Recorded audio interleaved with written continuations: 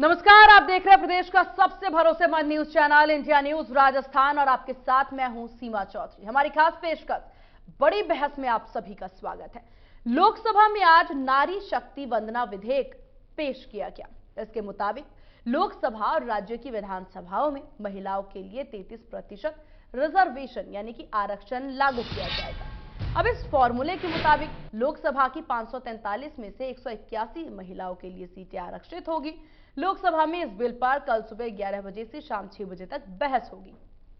नए विधेयक में सबसे बड़ा पेच यह है कि यह डिलिमिटेशन यानी कि परिसीमन के बाद ही लागू होगा। यह परिसीमन इस विधेयक के बाद होने वाली जनगणना के आधार पर ही होगा। अब 2024 में होने वाले आम चुनावों से पहले जनगणना और परिसीमन करीब करीब असंभव ही माना जा रहा है। यानी विधानसभा और लोकसभा के चुनाव समय पर हुए तो इस बार महिला आरक्षण लागू नहीं होगा। यह 2029 के लोकसभा चुनाव या इससे पहले के कुछ विधानसभा चुनावों से लागू हो सकता है। कानून मंत्री अर्जुन राम मेघवाल ने कहा कि हम ऐतिहासिक बिल लाने जा रहे हैं। अभी लोकसभा में 82 महिलाएं सांसद हैं और इस बिल के पास होने के बाद 181 महिला सांसद हो जाएंगी। यह आरक्षण सीधे चुने जाने वाले जनप्रतिनिधियों के लिए लागू होगा, यानी यह राज्यसभा और राज्यों की विधान परिषदों पर लागू नहीं होगा। महिला आरक्षण के मुद्दे पर कांग्रेस ने श्रेय लेने की कोशिश भी की। कांग्रेस नेता अधीर रंजन चौधरी के बयान पर हंगामा हो गया। उन्होंने कहा कि मनमोहन सिंह के कार्यकाल के दौरान बिल लाया गया था, यह बिल अभी मौजूद है। इस पर गृह मंत्री अमित शाह ने कहा कि हम नया बिल लाए हैं, अपनी जानकारी आप दुरुस्त कर लीजिए। अब इसके बाद विपक्षी सांसदों ने बिल की कॉपी को लेकर के जमकर हंगामा कर दिया। इनका कहना था कि उन्हें बिल की कॉपी नहीं मिली है। सरकार का कहना था बिल को अपलोड कर दिया गया है। इन सब के बीच सवाल उठते हैं कि क्या महिला आरक्षण बिल पीएम मोदी का मास्टर स्ट्रोक है? इस बिल की जरूरत आखिरकार क्यों पड़ी? इस बिल का विरोध क्यों हो रहा है? और इसे लेकर के आखिरकार सियासत हो रही है तो क्यों हो रही है? सवाल यहां यह भी उठ जाता है कि महिला आरक्षण बिल पर क्रेडिट लेने की होड़ क्यों मची है? यदि यह बिल लागू हुआ तो देश की सियासत कितनी बदलेगी? इसके अलावा और भी कई सवाल उठते हैं जिन पर हमारी आज की यह बड़ी बहस केंद्रित रहेगी। चर्चा में हमारे साथ जयपुर स्टूडियो से कुछ खास मेहमान भी जुड़ेंगे जिनसे इन तमाम सवालों के जवाब जरूर लेंगे, उनका पक्ष भी जानेंगे कि आखिरकार इस विधेयक को लेकर क्या है उनका पक्ष। अब ग्राफिक्स के जरिए भी ये समझने की कोशिश करते हैं मौजूदा लोकसभा। यहाँ पर देखिए विधानसभाओं में महिला की विधायक देखा जाए तो बिहार में 10.70% हैं। राजस्थान में की बात कर ली जाए तो 12% भागीदारी है। छत्तीसगढ़ में 14.44%, यूपी में 11.66%, हरियाणा में 10%, उत्तराखंड में 11.43%, झारखंड में 12.35%, बंगाल में 13.7%, तो इधर पंजाब में 11.11% और दिल्ली में भी 11.43% है। तो कुल मिलाकर के छत्तीसगढ़ में सबसे ज्यादा महिलाओं का आरक्षण देखा जा रहा है। महिला आरक्षण बिल 1996 से अधर में आया, यानी उस पर चर्चा शुरू हुई। कुल 27 साल का यह पूरा वक्त है, जहां 12 सितंबर 1996 को सरकार ने संसद में इसे पेश किया था। तो ग्राफिक्स के जरिए तमाम चीजें समझने की कोशिश। 1996 में बिल संसद में पारित नहीं हो सका था, उसके पीछे की बहुत बड़ी राजनीतिकरण मानी जा सकती है। यहाँ पर बिल 81वें संविधान संशोधन विधेयक के रूप में पेश किया गया था, जिसके बाद आपको बता दें संसद विधानसभाओं में महिलाओं को 33% आरक्षण का प्रस्ताव है। वहीं 33% आरक्षण में SC ST के लिए उप आरक्षण का प्रावधान भी इस बिल में किया गया है। अन्य पिछड़ा वर्ग के लिए आरक्षण का प्रावधान जो है वो नहीं था, इस बिल में है ही नहीं। तो कुल मिलाकर के अब इस बिल को लेकर के देखिए चारों तरफ राजनीतिकरण शुरू हो चुका है और अब भारत की राजनीति को एक और मुद्दा मिल चुका है। और चलिए इसी विषय पर चर्चा की करते हैं शुरुआत। हमारे साथ प्रतिष्ठा यादव नेता कांग्रेस हैं और श्यामा झा नेता बीजेपी हमारे साथ हैं। आप दोनों का बहुत स्वागत है इंडिया न्यूज राजस्थान पर। चलिए प्रतिष्ठा जी, शुरुआत आप ही से कर लेते हैं क्योंकि सबसे पहले हम रिएक्शन ही जानेंगे। महिला आरक्षण बिल को लेकर के बातचीत है तो आप ही से करते हैं शुरुआत। सबसे पहले इस बिल को लेकर के आपकी क्या है राय? देखिए, इस बिल को लेकर अगर मंशा सही है तो बिल बहुत अच्छा है, इससे महिलाओं को निश्चित रूप से लाभ मिलेगा। लेकिन जैसा कि अभी सामने आ रहा है कि 2029 से ये बिल लागू होगा, तो इसमें कहीं ना कहीं ये चीज लगती है कि कहीं ये चुनावी स्टंट साबित ना हो जाए, महिला वापस देखती ना रह जाए, क्योंकि बिल आज से नहीं, ये भारत के आजादी के टाइम से ही महिला आरक्षण की बात होती रही है। सरोजिनी नायडू जी के टाइम से होती रही है, हम्म। 90 में हुई, 2010 में तो राज्यसभा के अंदर बिल पास भी हो गया, लेकिन फिर भी लोकसभा में पास नहीं हो पाया।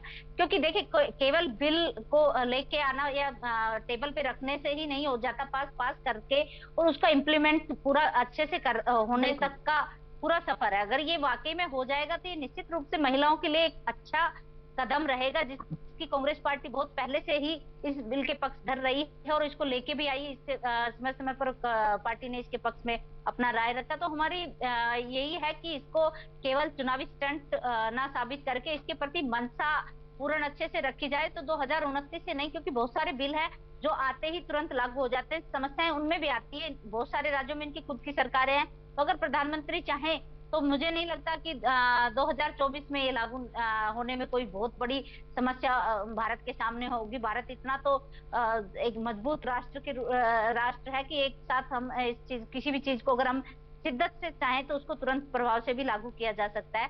तो इसको 2029 में क्यों, इसको अभी 2024 में क्यों नहीं लागू किया जाए, ये चीज इस बिल के को रखने के लिए, क्योंकि केवल केवल महिलाओं को आदिवादी के वोटों के लिए तो नहीं रखा जा रहा है। ये चीजें, कई चीजें ऐसी है जिस पर अभी संशय बनाओ, क्योंकि देखिए हमने पूर्व में भी देखा कि बिल लाने की बहुत चर्चाएं हुई, सारी चीजें हुई, लेकिन हम महिलाओं को उसका बेनिफिट नहीं मिला। तो सबसे बड़ी बात यही है कि मैं यही चाहती हूँ कि प्रधानमंत्री महोदय इसको शिद्दत से इसको चाहें और लेके आए हैं, टेबल पे उन्होंने रखा है, जी। इसके लिए बहुत अच्छी बात है, ये अच्छी शुरुआत है। लेकिन इसी मंशा के साथ में, क्योंकि 2029 तक का वेट करवाना महिलाओं के लिए ठीक नहीं है। आज महिलाएं वैसे भी ये बिल आते आते बहुत लंबा टाइम बीत गया, बहुत समय व्यर्थ गया, लेकिन अब हम्म। इसको तुरंत प्रभाव से ही लागू किया जाना चाहिए, मेरे को ऐसा लगता है। क्योंकि किसी भी इंसान को अगर मान लो किसी को किसी चीज की आवश्यकता है और उसको कहे हम देंगे, लेकिन इतने सालों बाद देंगे, तो आदमी को लगता है कि उसको आवश्यकता तो आज ही है उस चीज की, तो इसको और टरकाने की जरूरत नहीं है, इसको तुरंत प्रभाव ठीक से है। लागू करना चाहिए, चलिए, ऐसा मेरा ठीक है, कहना ठीक है। तो आप काफी ज्यादा खुश नजर आ रही हैं पीएम के और बीजेपी के इस फैसले से। चलिए, हमारे साथ श्याम झा हैं, नेता बीजेपी। श्याम जी, यहाँ पर कांग्रेस जो है यानी कि प्रतिष्ठा जी जो है वो पूरी तरह से खुश भी नजर आ रही है, लेकिन उनका एक सवाल जरूर है, बिल तो ले आए, 2024 में ही लागू कर दीजिए, 29 तक क्यों खींचना? देखिए, सबसे पहले तो मैं आपके चैनल के माध्यम से सभी देशवासियों को इस बिल के लिए, सब देश में जितनी महिलाएं हैं सबको बधाई देता हूं। और मैं बताना चाहूंगा कि कांग्रेस की महिला नेता है प्रतिष्ठा जी, और ये खुश भी हैं और ये जानती है मनसा की, जो इन्होंने बात की, वो मनसा की बात करना इनके लिए लाजमी था, क्योंकि इन्हें पता है कि इनकी पार्टी की मनसा, जब बिल लाई थी कांग्रेस पार्टी, तो उस समय इनकी सहयोगी पार्टियां जो थी सरकार में, सपा और उसके अलावा आरजेडी, उनसे विरोध करवा करके उस बिल को रुकवा दिया गया था मनमोहन सरकार जी के टाइम से। उस समय रुकवाना क्यों? क्योंकि इनकी मंशा स्पष्ट नहीं थी, क्योंकि बिल ये लाना नहीं चाहते थे, केवल दिखाना चाहते थे। और वो इस प्रकार से उन्होंने इस बिल को लाके भी दिखाया और रुकवा के भी दिखाया, यानी उनकी मंशा तो थी नहीं लाने की, लेके भी आना था, दिखाना भी था। तो ये जो प्रोपोगेंडा का जो स्टाइल है कांग्रेस का रहा है, तो कांग्रेस ने वो किया। लेकिन मोदी जी ने जब से सरकार संभाली है 2014 से, जिस प्रकार 3 तलाक से महिलाओं को काफी ज्यादा राहत मिली है, मुस्लिम महिलाएं उससे बहुत खुश हैं, महिलाओं के उत्थान के लिए उन्होंने काम किया है। उस उज्ज्वला योजना से महिलाओं के लिए उन्होंने बहुत अच्छा एक संदेश दिया कि महिलाओं के लिए गैस पे खाना बने और उनको जो धुएं से तरह तरह की जो बीमारियां होती है उससे मुक्ति मिले। उसके अलावा जो प्रधानमंत्री आवास योजना के नाम पर जो सब्सिडी, उस सब्सिडी का लाभ ये हुआ कि 3 करोड़ रजिस्ट्रियां महिलाओं के नाम से इस देश में हुई। पहली बार इतना बड़ा आंकड़ा निकल के आया कि महिलाओं के नाम से 3 करोड़ रजिस्ट्रियां मकान की, घरों की हुई। तो महिलाओं के उत्थान के लिए भाजपा सरकार और मोदी जी ने बिल्कुल जो कदम उठाए हैं वो सार्थक रहे हैं और सार्थक रहेंगे। और ये महिलाओं के लिए बातें होती रही। 27 साल से ये बिल अटका रहा, सरकार में 10 साल कांग्रेस रही, मनमोहन जी के टाइम पे इन्होंने ड्रामा भी किया, उससे पहले भी सरकारें कांग्रेस की रही, लेकिन उन्होंने काम इस पर नहीं किया। केवल और केवल इस चीज को गिनाने के लिए, दिखाने के लिए वो बिल लाएंगे, बात करेंगे, बातें, चर्चा, वो सारी चीजें चलती रही, लेकिन वास्तव में जो करके दिखाया वो मोदी जी ने करके दिखाया आज। और ये बिल लोकसभा में कल चर्चा होकर के पास भी होगा। ठीक है श्याम जी, श्याम जी, चलिए श्याम जी, सरकार जिस बिल को लेकर के अभी से वाहवाही शुरू हो चुकी है, इस तरीके से बिल को लाने की बात अगर की जाए तो काफी लंबे वक्त से बिल लाया जा रहा है, बिल पे बातचीत हो रही है। हालांकि हाँ, ये कहा जा सकता है कि आप लोग सहमति से लेकर के आए हैं इस बिल को, लेकिन बिल लाना और उस पर काम करके उसे लागू करवाना इतना आसान ये टास्क नहीं है, इतना आसान ये काम नहीं है।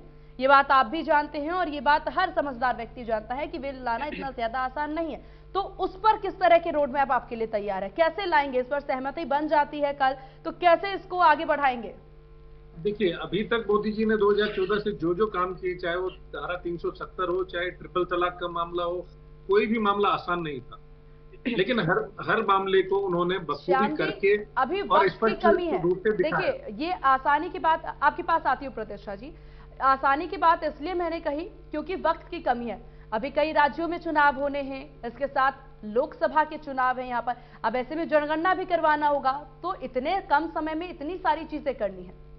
देखिए, ये जरूरी नहीं है कि अभी तुरंत ही इसको लागू किया जाए, जब तक कि उस पे पूरी की पूरी यही तो है मनसा, यही तो है ना। पे आप कोई भी काम, अगर बिल आप पास कर रहे हैं, लेकिन उसका जो तैयारी, हम ऐसा नहीं कि केवल दिखावा, जनगणना होना है तो होगी, और जो उसका जो खाका तैयार है, वो रोड मैप पूरा तैयार है, उसी हिसाब से ही सारा काम होगा। ऐसा नहीं कि करना कुछ और दिखाना कुछ, और ये प्रोपोगेंडा करना हमारा काम नहीं है, ये कांग्रेस का काम है प्रोपोगेंडा करना। लागू होगा बिल, ये तय है, उसका जो भी प्रक्रिया है, प्रक्रिया में जो समय लगता है वो तो लगेगा ही, ये कोई रातों रात होने वाली चीज नहीं है। आप भी समझती है, 140 करोड़ की आबादी वाला देश है भारत, तो उसकी जो भी प्रक्रिया है, जो संवैधानिक प्रक्रिया से गुजरते हुए उस बिल को कंप्लीट करेंगे। चलिए ठीक है, आपके पास वापस आएंगे। प्रतिष्ठा जी, जल्दी अपनी बात पूरी करें। जी, मैं इनसे एक बात कह रही हूँ श्याम जी से कि खैर श्याम जी अपनी सरकार की तारीफ तो करेंगे ही, लेकिन मनसा की बात यह है कि 10 साल हो गए आपको सत्ता में आए हुए, अभी तक आपके पास तैयारी नहीं है इस बिल को इम्प्लीमेंट करने की। बड़ी अचंभित करने वाली बात है, क्योंकि ये निश्चित रूप से आप लोगों की मनसा में नहीं है। मनसा में होता तो 2029 की बात क्यों कर रहे हो आप? हमेशा 2024 में किसानों की आय दुगनी होगी, अभी कुछ नहीं हुआ। 2029 में महिलाओं को अधिकार दे देंगे 33% का, लेकिन जब दे देंगे तब मानना जाएगा, ऐसे नहीं। आपने 2014 के अंदर बहुत सारे वादे किए थे, युवाओं को 2 करोड़ नौकरियों का वादा किया था, हर अकाउंट में 15 लाख का वादा किया था, कोई वादा आपने पूरा किया नहीं। महंगाई कम कर देंगे वादा किया था, महंगाई 3 से 4 गुना बढ़ गई। तो मनसा पर तो आपके पे सवाल उठता ही है, क्योंकि आप देखिए 10 साल आपको हो गए, आज 9 साल आप मानिए, 9 साल आपको हो गए। 9 साल में आप, अगर आपकी मंशा होती महिलाओं को आरक्षण देने की तो आप कर लेते, लेकिन अभी आप घिरे हुए हैं, तो आप एक स्टंट के तौर पर इसको इस्तेमाल आप करना चाहते हैं कि आधी आबादी का किस तरह से हमें समर्थन मिले। अन्यथा तो 9 साल में आप तैयारी करके इस बिल को लेके आते और 24 के इलेक्शन से इसको लागू कर देते। लेकिन वही है कि आनंद फानन में आपने क्या कि चलो कुछ इम्पैक्ट आधी आबादी का पड़ेगा और उनकी भावनाओं के साथ खिलवाड़ आसानी से, क्योंकि हम महिलाएं तो इमोशनल बहुत ज्यादा होते हैं, तो हम इमोशन के साथ खेलने का एक प्रयास किया गया है। जैसे युवाओं को भी 2 करोड़ नौकरियों का झांसा आपने दिया था, लेकिन वो झांसा ही रहा, चुनावी स्टंट ही रहा। और बहुत सारे वादे आपने 2013-14 के अंदर आपने किए थे, लेकिन कोई वादा आपने देश के साथ पूरा नहीं किया। तो ये इस देश ने देखा है, तो इसलिए आपकी मंशा पर बड़ा शक है। दूसरी बात कि हम किसी भी चीज का जश्न जब मनाएं जब वो काम कंप्लीट हो जाए। अब ये तो ऐसा नहीं होगा कि जैसे बादल चढ़े हुए देखकर अपना घड़ा खाली कर दें कि बरसात होगी तो हमारा घड़ा भर जाएगा पानी का, जब बरसात होगी तभी बनेगा। ऐसा ना हो कि उस घड़े में जितना पानी है वो भी खाली हो जाए। तो ये कई चीजें हमें सोचना पड़ेगा कि हम बधाई और जश्न तभी मनाएं, क्योंकि अभी तो ये सिर्फ लोकसभा की पटल पर रखा गया है, और लोकसभा में जब ये पास हो जाएगा उसके बाद राज्यसभा में जाएगा, बहुत सारी चीजें आएंगी जो इनके सामने, तो इनको किस तरह से ये लागू करेंगे, क्योंकि अगर इनकी मंशा होती तो तैयारी के साथ बिल रखते, आनन फानन में अलग से सत्र, क्योंकि अभी जो हमारा बजट सत्र था उस टाइम भी इन्होंने इस चीज पर कोई इनका वो मानस नहीं था, होता तो उस टाइम ये कुछ करते, लेकिन अभी जब इनको लगा कि कहीं ना कहीं राजनीति में कुछ हरास हो रहा है कि वोट बैंक किसका हुआ लग रहा है, तो आधी आबादी को वापस से बेवकूफ बनाने की कोशिश की जा रही है। कहीं ना कहीं ये इनकी मंशा पर पूरा पूरा शक है। चलिए ठीक है ठीक है ठीक है श्याम जी, देखिए बात आप भी जानते हैं कि बहुत पहले से, यानी कि 27 साल का ये पूरा कुनवा है, 27 साल से कोशिश की जा रही थी इस बिल को लेकर के। बीजेपी ने, इससे पहले अटल जी ने भी बहुत कोशिशें की इस बिल को लाने की, उसके बाद कांग्रेस आई, कांग्रेस भी कोशिश कवायद करते नजर आए, जैसा कि आपने भी जिक्र किया। एक बार फिर से बीजेपी ये कोशिश करने जा रही है, और हालांकि जो बात इनके द्वारा कही जा रही है, प्रतिष्ठा जी के द्वारा, कहीं ना कहीं बात तो सत्य है। देखिए, ये बात सत्य इसलिए मान सकते हैं क्योंकि कांग्रेस का जो कार्यकाल रहा और जिस प्रकार से उन्होंने धोखा दिया महिलाओं को, तो प्रतिष्ठा जी का जो डरना है वो लाजमी है, क्योंकि कांग्रेस ने छलावा किया और उन्होंने ठगा, उन्होंने दिखाया कुछ और किया कुछ और। लेकिन ये मोदी सरकार है, मोदी जी ने जो काम बोला और किया है। राजस्थान की अगर बात कर ले तो राजस्थान में तो महिलाओं को लेकर के आरक्षण है, वो भी 50% का। राजस्थान की अगर हम बात करेंगे, राजस्थान में महंगाई की बात करें तो अभी भी 3 दिन तक डीजल पेट्रोल पंप बंद रहे, और गहलोत साहब वहाँ घूम रहे हैं, हैदराबाद घूम रहे हैं, बॉम्बे घूम रहे हैं, कहाँ घूम रहे हैं, या 3 दिन तक पेट्रोल पंप बंद रहे। जनता त्राहिमाम कर रही है पेट्रोल डीजल पे। पंप वालों ने हड़ताल की कि आप वेट घटाइए, जीएसटी घटाइए इस पे, और गहलोत साहब घूम रहे हैं। अरे भैया, गहलोत साहब चुनाव और जब मणिपुर की बहनों को नग्न अवस्था में घुमाया जा रहा था तो आपके प्रधानमंत्री विदेशी टूर पे थे। आप कैसी बातें कर रहे हो, कुछ भी बोलते रहते हो, कुछ तथ्यात्मक बोलिए, अपना भी देखिए, गिरेबान में झांकिए। श्याम झा जी प्लीज। आपकी जानकारी में अभाव है तो मैं बता देता हूँ कि आसपास के 5 राज्यों में डीजल पेट्रोल की जो दरें हैं राजस्थान से कम है। आवश्यकता से अधिक नॉलेज आपको प्रधानमंत्री का ध्यान नहीं, क्यों कहाँ गए हुए थे जब मणिपुर की घटनाएं हो रही थी, तो प्रधानमंत्री जी विदेशी टूर पर थे, आपको ध्यान है कि नहीं? जानकारी आपको है क्या? आपकी अति जानकारी को मैं बता दूं, आपकी नॉलेज ज्यादा काम कर रही है, उसको बता रही हूँ मैं। आप उस चीज को देखेंगे, हजारों कर्मचारी बेरोजगार हो गए जो सीमावर्ती पंप पे काम नौकरी करते थे, सैकड़ों पंप वहां के बंद हो गए, करोड़ों का नुकसान हुआ है वहां के व्यापारियों को जिन्होंने पंप लगाए हुए थे। आप इन चीजों को देखिए, कम से कम गहलोत सरकार को शर्म आनी चाहिए। उनके राज्य में जो व्यापारी व्यापार करने के लिए करोड़ों रुपए लगा करके पंप चला रहा है, उसको प्रॉपर्टियां बिक गई, किसानों की जमीनें नीलाम हो गई, 9000 किसानों की जमीनें नीलाम हो गई राजस्थान में। जो वादा किया था किसानों का ऋण माफ करेंगे, 10 तक गिनती करिएगा, वो आए थे राहुल गांधी जी, आप 10 तक गिनती करिए और ऋण माफ। 5 साल हो गए, कई किसानों ने आत्महत्या कर ली। ठीक है श्याम जी, मुद्दे पे आइए। महिला आरक्षण का बिल भाजपा लेकर के आई है, और पूर्ण मनसा के साथ जो भी मोदी जी ने कहा और किया, करके दिखाया। लोग कहते थे 370 को हाथ लगाएंगे तो हाथ जल जाएगा। मोदी जी ने कहा ऐसा कौन सी आग है जो 370 को हटाने से अगर देश का लाभ हो रहा है तो मैं हाथ जलाने के लिए तैयार हूं। उन्होंने हटा के दिखाया। जो महिला जो उत्पीड़न, जो 3 तलाक का मामला था, उसको मोदी जी ने गंभीरता से लिया, और पहली बार ये ऐतिहासिक मुसलमान महिलाएं उन्होंने स्वागत किया। लेकिन कांग्रेस की जो कुंठा है वो निकल के आ रही है। महिला होते हुए महिलाओं के लिए जो इतने अच्छे कार्य हो रहे हैं, उसके बाद भी अगर इनको लग रहा है कि ये गलत हो रहा है और इनके साथ ऐसा हो रहा है, तो मुझे इस चीज के लिए मैं क्या ही बोलूं। एक महिला होते हुए खुश होना चाहिए कि प्रधानमंत्री मोदी जी ने महिलाओं के लिए इतना बढ़ चढ़ करके, जो आज तक नहीं हुआ इतिहास में, वो मोदी जी ने करके दिखाया पिछले 9 साल में महिलाओं के लिए। और ये बिल भी आएगा, पास होगा चर्चाओं के बाद, और लागू भी होगा। ये मैं आपके चैनल के माध्यम से वचन दे रहा हूं। ठीक है चलिए। हालांकि प्रतिष्ठा जी, यहाँ पर बात कर ली जाए बिल को लेकर के, देखिए यहाँ पर बात 2008 की कर ली जाए, जब इस बिल को लेकर के एक बार फिर से चर्चा वो जारी हुई थी, जब सपा ने और आपके अन्य दलों ने साफ तौर पर मना कर दिया था इस बिल को पास करने के लिए, इस बिल पर सहमति जताने के लिए। तो केंद्र से सरकार ना चली जाए तो कांग्रेस ने कोशिश कर ली कि बिल मतलब यहाँ पर ना लाया जाए। हालांकि बाकी दल, या उसमें बीजेपी भी शामिल थे, बीजेपी के द्वारा पूरा समर्थन किया गया था इस बिल का। तो क्या इस बार क्या है आपकी राय?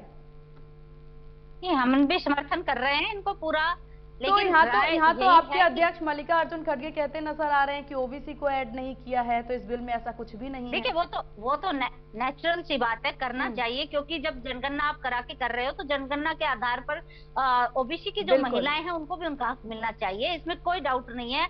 और ये बिल्कुल जरूरी है, बिल्कुल कि हर वर्ग की महिला को, केवल एक ही वर्ग की महिला को नहीं।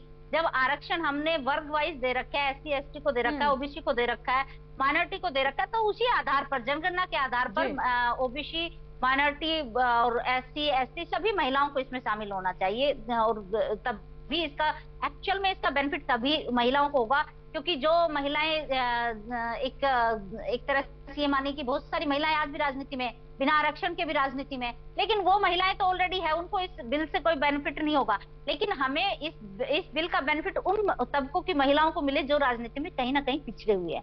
तो इसका एक्चुअल में बेनिफिट तभी हो सकता है कि इसको इस आधार पर, जातिगत जनगणना अगर करा रहे हैं तो उसी आधार पर इसको लागू किया जाना चाहिए। बिल्कुल सही बात है, उसमें कोई गलत नहीं है। दूसरी बात कि श्याम जहां जी मेरी जानकारी के बारे में बहुत टिप्पणी हर बार ही करते हैं, वो इनकी आदत में शुमार है, क्योंकि ये आरएसएस की पाठशाला में इतना ज्ञान इकट्ठा करके लेके आते हैं कि बाकी किसी का ज्ञान इनको नजर नहीं आता। इनकी पढ़ाई पूरी आरएसएस की पाठशाला में होती है, तो वहां से दूसरा ज्ञान समझ में नहीं आता कि दूसरा ज्ञान कहाँ तक है क्या नहीं। लेकिन उसी ज्ञान में मैं इनसे एक बात करना चाहती हूँ कि ये मुख्यमंत्री जी के दौरे की बात कर रहे थे कि वो वहां है, ये है, वो है, लेकिन मैं इनसे पूछूं कि जब मणिपुर जल रहा था तो आपके प्रधानमंत्री विदेशी टूर पर भ्रमण क्यों कर रहे थे? उसका भी कोई जवाब आपके पास है? उन मणिपुर की बहनों के लिए आप एक शब्द आपके इस देश के प्रधानमंत्री को बोलना चाहिए था, वहां जाकर संभालना चाहिए था। लेकिन इतनी बड़ी बड़ी घटनाएं हो गई, लेकिन प्रधानमंत्री महोदय 2 शब्द तक नहीं बोल पाए। तो ये इन चीजों का भी जवाब दीजिए। दूसरी बात, इन्होंने एक चीज और कही, उज्ज्वला की इन्होंने बात रखी कि उज्ज्वला,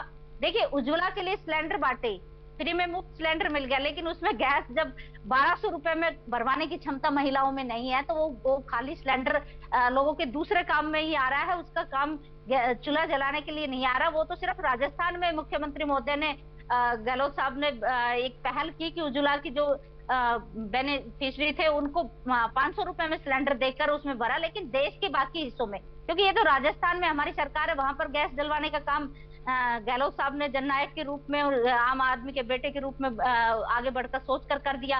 लेकिन देश के बाकी हिस्सों में देखिए, क्योंकि पूरे देश में उज्ज्वला के सिलेंडर इन्होंने बांटे, लेकिन वो सिलेंडर खाली है, उनमें गैस भी डलवानी जरूरी है, तभी वो चूल्हा जलाने से महिलाओं को निजात तभी मिल सकती है। तो आप उसमें चूल्हा गैस भी डलवा सके सिलेंडर में, ऐसी भी कोई व्यवस्था आपने इस देश के मुख्य ठीक है श्याम जी, देखिए कई सारे विषय, कई सारे मुद्दे हालांकि प्रतिष्ठा जी उठाती नजर आ रही हैं, लेकिन मेरा सवाल इस वक्त यही है, ओबीसी को लेकर के लगातार अन्य दलों के सपा के द्वारा भी कहा गया, क्योंकि डिम्पल यादव ने भी यहाँ पर साफ तौर से कहा कि ओबीसी को भी इसमें ऐड ऑन करना चाहिए आरक्षण में, मल्लिकार्जुन खड़गे के द्वारा भी यही चीज कही गई। आखिर उनको इस आरक्षण में जगह ना देने के पीछे की क्या मुख्य वजह है आपके पास?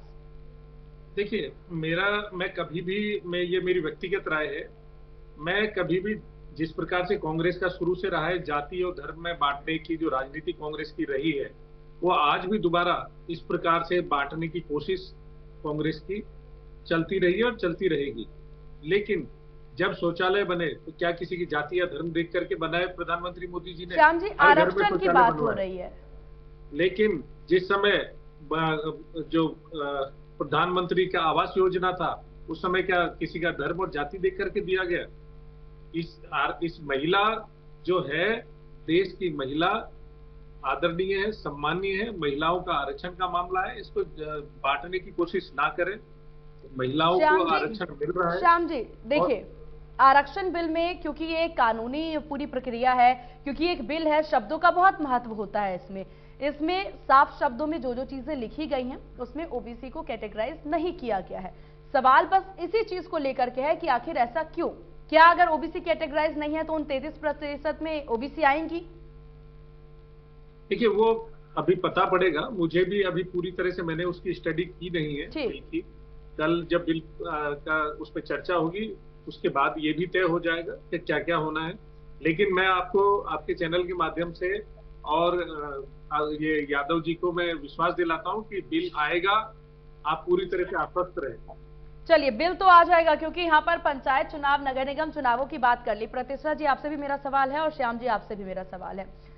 यहाँ पर पंचायत चुनाव में आप सभी ने सुना होगा कि पंचायत पति, महिलाओं को आरक्षण तो मिल चुका है, लेकिन महिलाओं को जो जागरूकता पंचायत महिलाओं में होनी चाहिए वो जागरूकता उनमें नहीं है। जितना उनको हक मिलना चाहिए वो हक उन्हें पर्सनली तौर पर नहीं मिल पा रहा है। इसके पीछे की मुख्य वजह पर भी जरा ध्यान दीजिएगा और ऐसा यहां पर ना हो, इन 33% में ऐसा ना हो, इसके लिए आप क्या करेंगे श्याम जी? शुरुआत आप ही से। देखिए, ये बात आपने बिल्कुल सही उठाई। जिस प्रकार से गहलोत साहब ने 50% आरक्षण की बात तो कर ली, लेकिन पार्षद पति और सरपंच पति और इस तरह की जो चीजें थी वो कहीं ना कहीं गहलोत जी की मंशा स्पष्ट नहीं थी। आज वास्तव में अगर वो महिला जो वास्तव में योग्य है उनको लेकर के अगर आगे आते तो फिर ये दिक्कतें नहीं आती। लेकिन कहीं ना कहीं इस प्रकार की स्थिति है राजस्थान की कि महिलाओं को आगे आने नहीं दिया जा रहा। और लेकिन केंद्र में जो बिल पास हो रहा है, आज हमारी महिलाएं कहां से कहां बढ़ गई हैं। अब वो स्थितियां नहीं रहने वाली कि ये एमएलए के पति या सांसद पति, वो स्थितियां नहीं रहने वाली। महिलाएं अब काफी आगे बढ़ चुकी हैं। महिलाएं अपना अधिकार लेना जानती हैं, लड़ना जानती हैं और अपने अधिकार के लिए महिलाएं आगे बढ़ रही हैं। चलिए ठीक है, प्रतिष्ठा जी आपकी क्या राय? देखिए, बिल्कुल आप जो कह रहे हैं कि पंचायत राज में जो 50% आरक्षण महिलाओं को मिला उसमें पुरुष की भूमिका काफी रहती है। लेकिन आप जब शुरुआत में मिला और उसके बाद में जब इतने सालों में अगर आप सिचुएशन को देखें तो पहले इलेक्शन से और आज के इलेक्शन में बहुत फर्क पड़ गया। एक बड़ा प्रतिशत ऐसा हो गया महिलाओं का जो खुद अपना जो अपना पद है उसके जो कार्य है वो स्वयं संचालित करती है। अगर ये आरक्षण नहीं मिलता तो वो जो आप ये मान लीजिए कि 50% महिलाएं आ गई, 50 नहीं, आप 40% महिलाएं मानिए जो अपना काम खुद कर रही है, अपने पद का जो दायित्व वो खुद पूरा कर रही है। तो कम से कम एटलीस्ट आरक्षण मिला तो पहली बार में शायद लगभग सभी पुरुष ही संभाल रहे थे। लेकिन धीरे धीरे करके बहुत सारी महिला नेताएं सामने आई। बहुत सारे ऐसे महिलाएं मैंने देखा कि जो पूरा घूंघट में ही रहती थी, लेकिन जब वो प्रधान बने या प्रमुख बने तो उनका जीवन एक तरह से पूर्ण रूप से बदला। तो ये निश्चित रूप से कि क्योंकि शुरुआत में कुछ दिक्कतें आती है, लेकिन जब किसी को भी सहारे की जरूरत होती है तो सहारा उसी को दिया जाता है जो जिसको सहारे की जरूरत होती है। दूसरी बात, इन्होंने एक बात और इस आरक्षण के अंदर, क्योंकि देखिए इसमें आप वैसे हमें कह रहे हैं कि हम बांट रहे हैं, लेकिन एससी और एसटी का आरक्षण आपने रखा है महिलाओं का, लेकिन ओबीसी की महिलाओं के साथ ये सौतेला व्यवहार क्यों? इस चीज के लिए आपको सोचना पड़ेगा कि ओबीसी को भी जाति के आधार पर जो उनका जातिगत जो आधार बनता है वो आधार पर उनको आरक्षण भी मिलना चाहिए, क्योंकि उनको भी इस चीज की आवश्यकता है कि जो ग्रामीण क्षेत्र से जो महिलाएं आए तो उनको आरक्षण की वजह से एक नया प्लेटफॉर्म मिले, वो सोचने की एक नई इच्छा शक्ति पैदा हो कि भाई हम अपना राजनीति के अंदर भी अपना भविष्य बना सकते हैं। और बहुत सारी महिलाओं को देख लीजिए, और इस देश की प्रधानमंत्री ही इंदिरा गांधी जी रही, जिसके जैसा आज विपक्ष चाहे कुछ ही कहे, लेकिन पूरा देश ये मानता है कि वैसा प्रधानमंत्री इतने मजबूत इरादों का आज तक देश को नहीं मिला। तो इस देश की महिलाएं तो बहुत सशक्त हैं। अगर उनको सही अवसर मिले, सही प्लेटफॉर्म मिले तो हमेशा अपने आप को सही साबित करती है। इस देश की महिलाएं कहीं पर किसी से कम नहीं है महिलाओं को। ठीक है, ठीक है। श्याम जी, आप यहाँ पर बात करते नजर आ रहे हैं आरक्षण को लेकर के। आपको पता है राजस्थान में 12% महिलाएं हैं जो विधानसभाओं में हैं। उसके बाद छत्तीसगढ़ में 14% है और दोनों ही जगहों पर कांग्रेस है शासन में। दोनों ही जगहों पे प्रतिशत ज्यादा है महिला आरक्षण को लेकर के। जी बिल्कुल, मेरा मानना ये है, कांग्रेस की सरकार है, अच्छी बात है। कांग्रेस की सरकार में महिलाएं विधायक वहां पे ज्यादा है, मैं इस बात के लिए अप्रिशिएट करना चाहूंगा कांग्रेस को। लेकिन महिला आरक्षण जब लागू हो जाएगा तो कोई भी राज्य हो, चाहे केंद्र हो, सरकारें किसी की भी हो, लेकिन महिलाओं को उनका अधिकार मिलेगा। महिलाओं को उनके हिसाब से 33% आरक्षण के हिसाब से वो संख्या और अधिक होगी और महिलाओं को और अधिक अवसर मिलेगा, ऐसा मेरा सोचना है। बिल्कुल, महिलाओं को अधिक अवसर तो मिलेगा, लेकिन देखिए सवाल फिर घूम फिर के वहीं पर आ जाता है कि आखिरकार क्या 24 में ही ये बिल लागू हो पाएगा? देखिए, इसके लिए मैं पूरी तरह से आश्वस्त नहीं हूं, क्योंकि मुझे पूरी इसके लिए जानकारी नहीं है। ये कल जाकर के थोड़ा स्पष्ट हो पाएगा जब चर्चा होगी इस पे। उसके बाद क्या कांग्रेस का उसमें कितना समर्थन रहता है और अन्य दलों का कितना समर्थन रहता है, उस पर डिपेंड करेगा कि ये लागू कब हो पाएगा। चलिए ठीक है, प्रतिष्ठा जी जल्दी अपनी बात पूरी करें, फिर सवाल। जी जी जी, मैं बात ये पूरी करना चाहती हूँ कि श्याम जी ने शुरुआत में आते ही, क्योंकि जो इनकी एक रणनीति होती है कि सामने वालों को बोलो कि आपको नॉलेज नहीं है, और वो खुद बिना तैयारी के यहाँ पर आकर बैठे हैं। इन्होंने साफ किया है कि 2029 में ही जब सर्वे जो नई वो होगा, परिसीमन बोलते हैं मैडम उसको, परिसीमन की बात लागू होगा। आपने बोला है 29 में बिल लागू होगा, ऐसा बोल रहे हैं आपके जो नेता है। मैं आपकी जानकारी के लिए 26 में होगा तो 26 में होगा जी। मैं आपको ये बता रही हूँ कि 29 में लागू करने की बात रख रहे हो आप। आपकी सरकार 29 में लागू करने की बात कर रही है इस बिल को, इस टाइम लागू करने की बात नहीं कर रही। और दूसरी बात की कांग्रेस पार्टी ने, ये मैं नहीं कह रही है, देखिए भास्कर में आप सबने पढ़ा होगा कि कांग्रेस ने कितना % महिलाओं को दिया टिकट, शुरू से लेके आज तक। कांग्रेस ने हमेशा ही आप लोगों से काफी अच्छा दिया है, लेकिन मैं उसको फिर भी काफी नहीं मानती हूँ, क्योंकि और बढ़ना चाहिए महिलाओं का आरक्षण का। लेकिन पार्टी के हिसाब से देखें तो कांग्रेस महिलाओं के साथ खड़ी ज्यादा नजर आती है। ये मेरी नहीं, ये देखिए आप थोड़ा, मैं आपको जूम करके दिखा दूं, ये रिपोर्ट आप खुद ही देख लीजिए श्याम जी, ये मैं नहीं कह रही हूँ, ये पेपर कह रहा है। नहीं, मैंने अप्रिशिएट किया अभी चैनल के माध्यम से अप्रिशिएट किया कि अगर छत्तीसगढ़ में, राजस्थान में ज्यादा है तो कांग्रेस को अप्रिशिएट करता हूँ मैंने बोला है। आप क्यों इस तरह की बात करते हैं? ठीक है, तो आप बीजेपी अपने शासन में फिर क्या कर रही है, क्यों नहीं दे रही महिलाओं को जगह? देखिए, बीजेपी में महिलाओं को जगह बराबर दी जा रही है। बीजेपी ने तो राष्ट्रपति भी अभी महिला को ही बनाया है।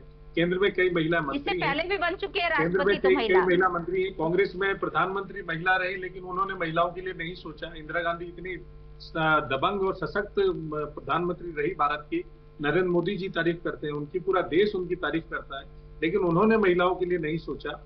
उसके बाद कांग्रेस का इतना लंबा कार्यकाल रहा, उन्होंने महिलाओं के लिए केवल और केवल जो ड्रामेबाजी प्रोपोगेंडा करते रहे, हम आरक्षण लाएंगे, ऐसा लाएंगे, वैसा लाएंगे, और केवल समय निकाला उन्होंने। लेकिन इस पहली बार ऐसा हुआ है कि नरेंद्र मोदी जी ने उसको पूरी तरह से साँचे में उतार करके पेश कर दिया और ये लागू होगा।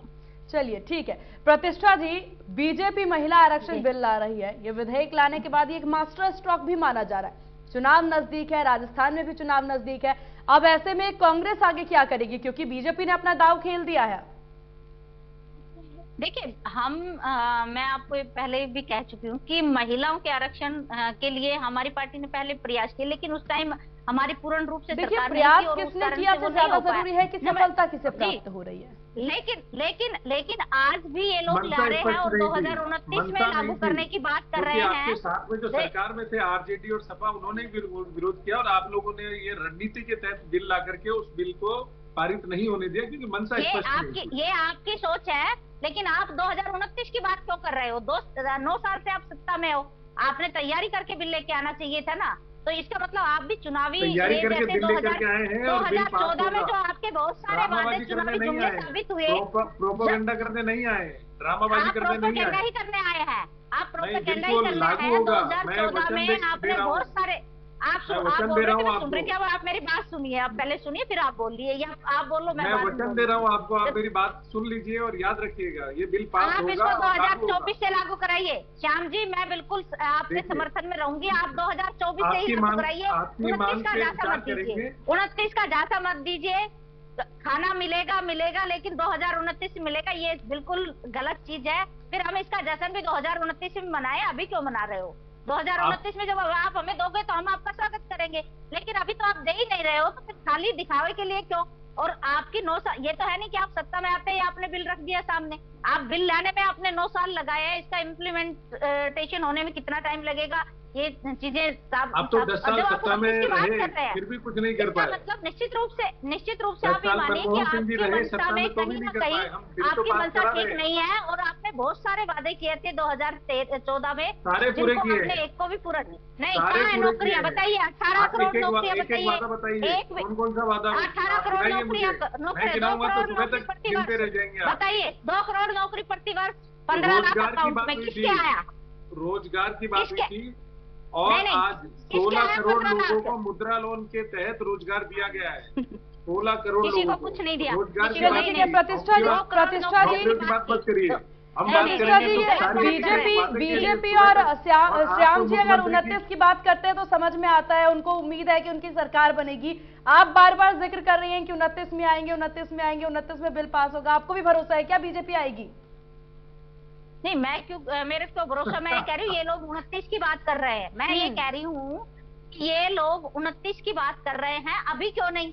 बिल्कुल। ये केवल और केवल हम आधी आबादी को, वोट को टारगेट कर रहे हैं। ये चीज इनकी मंशा को समझना पड़ेगा हम महिलाओं को, कि भाई 29 में क्यों, 9 साल से आपकी सरकार है, आप 24 में दे दीजिए हमें, 29 की बात क्यों कर रहे हो? मैं तो ये कह रही हूँ कि ये लोग कह रहे हैं, मैं ये नहीं कह रही 29 में आएगा, ये लोग कह रहे हैं, बीजेपी कह रही है कि 29 से लागू होगा, और हम ये कह रहे हैं कि 29 से क्यों लागू कर रहे हो भैया, अभी कर दीजिए, 2024 से कर दीजिए, 9 साल से आप सत्ता में, इतनी तैयारी करके तो आप बिल लेके आते ना, एटलीस्ट कुछ महिलाओं को देने का इरादा था तो, या खाली केवल झांसा देने का, जो 2013 में भी 15 लाख हर किसी के अकाउंट में आने वाले थे, 2 करोड़ नौकरियों को अब ये रोजगार कह दिया। इनके खुद के एक मंत्री ने कहा था, बोले ये चुनावी जुमले है, तो ये भी जुमला साबित ना हो, ऐसी मैं उम्मीद करती हूँ कि जुमला साबित ना हो, इसलिए 13 में ही लागू करवाइए, 24 में ही इसको लागू करवाइए।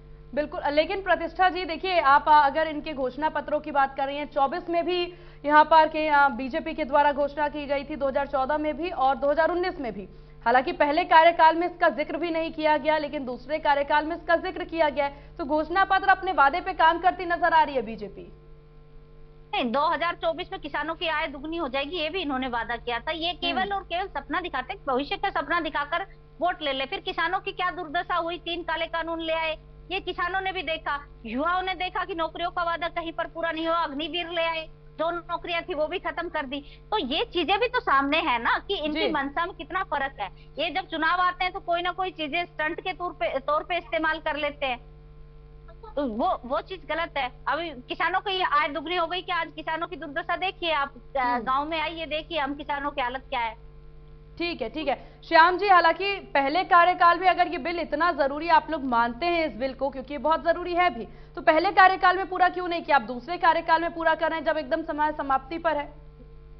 पूरा नहीं करते, समय समाप्ति पर कहाँ है? अभी तो हम लोग 2040 तक की तैयारी में है, समय समाप्ति की बात क्यों कर रहे हैं आप? इस कार्यकाल जो आप बात कर रहे हैं वो अभी भविष्य की बात है। 2040 तक के काम का हम लोगों ने बना रखा है, क्या क्या काम करने हैं देश के लिए। आप 2024 तक ही क्यों गिनते हैं? आप 2040 तक की बात, ये कार्यकाल आप 40 तक लेके जाएंगे क्या? ये कार्यकाल तो 24 तक है ना, तो यहीं तक बात करते हैं। लेकिन हमारा कार्यकाल 2040 तक का है, ये बिल तो अभी कल आप देखिएगा। इसका मतलब है कि आपका लोकतंत्र में विश्वास नहीं है, आप चुनाव को कुछ मानते नहीं है, ना जनता को कुछ मानते हैं, लोकतंत्र में आपका विश्वास बिल्कुल नहीं है कि आपकी 2019 में चुनी हुई सरकार 2040 तक काम करेगी। ये अच्छी सोच है, वैसे सोचना भी चाहिए, क्या फर्क पड़ता है, आपका अपना इरादा है सोचने के लिए। लेकिन मैं आपसे एक रिक्वेस्ट और एक निवेदन कर रही हूँ कि केवल सत्ता के लिए, जैसे पिछली बार पुलवामा कराया था, ऐसे कोई कहानी सैनिकों के साथ मत करिए, क्योंकि सतपाल मलिक जी ने पूरा चीजें एक एक सबके सामने रखी, आपने स्वीकार की नहीं की, वो अलग बात है, लेकिन ऐसी घटना मत कीजिए, इस देश के साथ खिलवाड़ मत कीजिए, लोकतंत्र में भरोसा करिए, लोकतांत्रिक तरीके से जीत कर आइए, जब आप सरकार बनाइए आगे की। लेकिन जब तक आप लोकतंत्र को धक्का ना बताकर, और अभी का जो वादा, क्योंकि आपने 2 टर्न निकाल दिए कि आप महिला आरक्षण लेके आने की बात पहले की, अब लास्ट में आपको चेतना आई है कि कुछ लेके आना है। अभी भी 29 की बात कर रहे हैं कि 29 में इसको लागू करेंगे, अभी लागू नहीं करेंगे। तो इस चीज को, इस इरादे को पहले अभी इसको क्लियर कीजिए कि इसको 24 में ही लागू करेंगे। आपके जो नेता हैं बीजेपी के, उन तक आप पहुंचाइए ये बात कि भाई आप इसको अभी लागू कर दीजिए। लेकिन अगर सहमति बन जाती है, तो ये कहते हो तो ये लोग नजर आ रहे हैं कि 24 में से लागू किया जाएगा, यानी इस लोकसभा चुनाव में अगर पूरे चुनाव की बात कर ली जाए तो यहाँ पर महिलाओं को पूरी जगह मिलेगी, 33% का आरक्षण लागू हो जाएगा। हालांकि जनगणना कब तक होता है ये देखने वाली बात होगी। बात तो ये कर रहे हैं कि 24 में लागू करेंगे, इनकी तरफ से ये कहना तो नहीं है बीजेपी की तरफ से कि हम इसे 29 में लागू करेंगे। टेक्निकली पॉसिबल नहीं है, लेकिन कह तो रहे हैं। मैंने सीमा जी कई चैनलों के माध्यम से मैंने इस चीज को मैं सुबह से देख रही हूँ और सुन रही हूँ कि ये चीज ही सामने आ रही है कि 29 से पहले ये बिल लागू नहीं होगा। अगर 24 में होता तो ये बहुत अच्छी बात है, क्योंकि इससे देखिए कोई भी आरक्षण अगर, क्योंकि महिलाओं को राजनीतिक रूप से सशक्त बनाने के लिए उनको इसकी जरूरत है, और अगर ये मिलता है, जितनी जल्दी मिलता है, उतना ही ज्यादा बेनिफिट महिलाओं के लिए रहेगा इस चीज का। बिल्कुल श्याम जी, देखिए इतनी देर से हम बहस कर रहे हैं, मैंने एक बार भी नहीं कहा, मैंने कहा पता पड़ेगा, आप थोड़ा धैर्य रखिए, आप 1-2 दिन इंतजार करिए, पता पड़ जाएगा, 24 में आएगा, 29 में आएगा, 26 में आएगा, आप थोड़ा धैर्य रखिए। लेकिन जानकारी के अभाव में बार बार आपको यह बोलना, हम लोगों ने जो बोला करके दिखाया। आपका चुनाव घोषणा पत्र जो राजस्थान का है, आप बताइए, इंतजार कर रहे हैं किसान ऋण माफी का। राहुल गांधी जी 10 दिन का बोल के गए, क्या हुआ? बेरोजगारी भत्ता का बेरोजगार इंतजार कर रहे हैं, क्या हुआ? सारे पेपर लीक, आपने एक 2000 पेपर बता दीजिए बेरोजगारी भत्ता मिल रहा है सर। पूर्ण रूप से कंप्लीट हुआ वो एक पेपर का नाम बता दीजिए। नहीं याद होगा। आपने जिस प्रकार से बेरोजगारों के साथ, युवाओं के साथ छल किया, किसानों के साथ छल किया। आपको पता है महिला अपराध में राजस्थान नंबर 1 पे चला गया। आपने क्या रेपिस्तान बना दिया आपने राजस्थान को। लेकिन आप चुनाव में आप किस प्रकार से आप घोषणा करते समय आप चुनाव घोषणा पत्र में कुछ भी लिख देते हैं, राजस्थान की जनता सब जानती है। और आने वाले चुनाव में जिस प्रकार से राजस्थान की आप देखिए आर्थिक, सामाजिक, आपराधिक स्थितियां जिस प्रकार से गड़बड़ाई है, लॉ एंड ऑर्डर पूरी तरह से कानून का इकबाल खत्म हो गया है। आने वाले चुनाव में राजस्थान में आपका सुपड़ा साफ हो जाना तय है। चलिए ठीक है प्रतिष्ठा जी, वक्त की थोड़ी सी कमी, जल्दी अपनी बात पूरी करें। जी प्रतिष्ठा जी। मैं श्याम झा जी से एक बात पूछना चाह रही हूँ कि 2018 में आपने क्या किया था कि आपका सुपड़ा साफ हुआ? एक बात, और दूसरी बात कि आप जो आरोप लगा रहे हैं उनमें कोई तथ्यात्मक नहीं है। आप देखिए जहाँ पर आपकी सरकार है, आपने कोई वादा पूरा नहीं किया। श्याम झा जी, बस आपको बता देता हूँ, महिलाएं सड़क पे सुरक्षित नहीं है, घर में सुरक्षित नहीं है, अस्पताल में सुरक्षित नहीं है, हमने देखा मणिपुर के अंदर किस तरह से महिलाओं को लगभग पूरे देश में देखा। यूपी में पुलिस प्रोटेक्शन में देख करके महिला को जला दिया जाता है, देखा इस देश ने। मैं मानती हूँ कि देश में महिलाएं सुरक्षित नहीं है। गुजरात की घटना को सबने देखा कि किस तरह से उस बच्ची के साथ रेप करके मर्डर कर दिया गया। पूरे देश में देखा, यूपी को देखा, मणिपुर को देखा, गुजरात को देखा, हरियाणा को देखा। झूठ बोल रही है कि राजस्थान की महिलाएं झूठ बोल रहे हैं, किस प्रकार से आप सुन रही है। और महिलाओं को पता है कि न्याय दिया है गहलोत साहब ने, महिलाओं को पता है कि न्याय दिया है। और ये आने वाला टाइम आपको बता देगा कि महिलाओं को किस तरह से गहलोत सरकार ने न्याय दिया है। जननायक किस तरह से राजस्थान की महिलाओं के साथ खड़े हुए देखा है। चलिए ठीक है, ठीक है, एनसीआरपी के रिकॉर्ड की चलिए ठीक है, आप दोनों का बहुत शुक्रिया, आप दोनों का बहुत शुक्रिया चर्चा में शामिल होने के लिए, इंडिया न्यूज राजस्थान को अपना कीमती वक्त देने के लिए। तो महिला आरक्षण बिल को लेकर के चर्चा जारी है। हालांकि अब देखने वाली बात होगी कि कब तक इसे लागू किया जाता है और इसके बाद कांग्रेस की किस तरह की प्रतिक्रियाएं आती हैं, ये भी देखने वाली बात होगी। फिलहाल इस बड़ी बहस में बस इतना ही। बने रहिए इंडिया न्यूज राजस्थान के साथ। नमस्कार।